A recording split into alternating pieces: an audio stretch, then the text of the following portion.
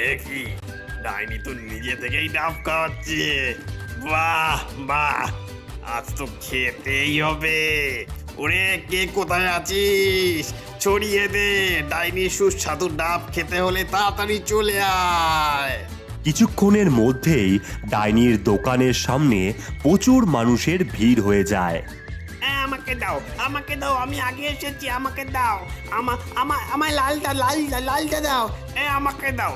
এই, আমাকে আগে, আমাকে আমাকে লালটা দাও। আমাকে নীলটা দাও। সবাই পাবি, দাঁড়া দাঁড়া, ভালোভাবে গির, তারপর হবে মজা। কিন্তু অন্যদিকে গ্রামের একমাত্র ডাব বিক্রেতা সুজনের দোকানে কোনো মানুষের ভিড়ই নেই। একটা মানুষও আজ আসলো না। আজ ডাব না বিক্রি হলে মেয়েটার বই কিনে দেব কিভাবে? সব ওই ডাইনির কাছে গেছে।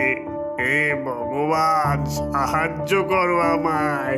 কিছুক্ষণ পরই সমস্ত ডাব শেষ হয়ে গেলে ডাইনিরা চলে আসে।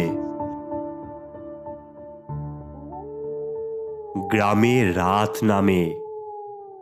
এতক্ষণে বোধহয় শুরু হয়ে গেছে খেলা।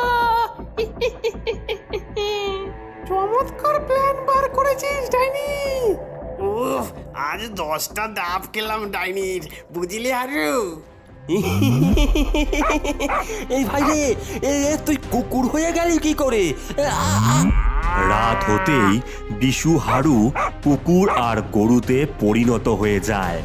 গ্রামের মোড়ল ছাগলে পরিণত হয়। এইভাবে কিছুক্ষণের মধ্যেই গ্রামের অধিকাংশ মানুষই কুকুর, বিড়াল, ছাগল, গরুতে পরিণত হয়ে যায়।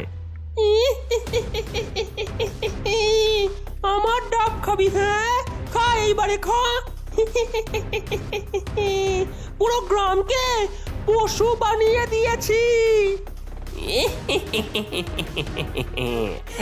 এইবারে আমরা আবার চিল করতে পারবো। এইবারে হবে মজা।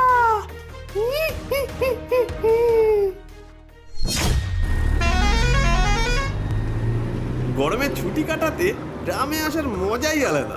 ঠিক বলেছিস ভাই। আরে ওসব বাদ দে, আগে সুজনদার থেকে ডাব খাবো, চল। কিন্তু আমাদের গ্রামে এত লোক কম কেন? আর এত পশু হলো কিভাবে? সব জায়গাতেই পশু দেখছি। চল দেখি, জিজ্ঞেস করি। ও সুজনদা, এই গ্রামে এত মানুষ কম কেন?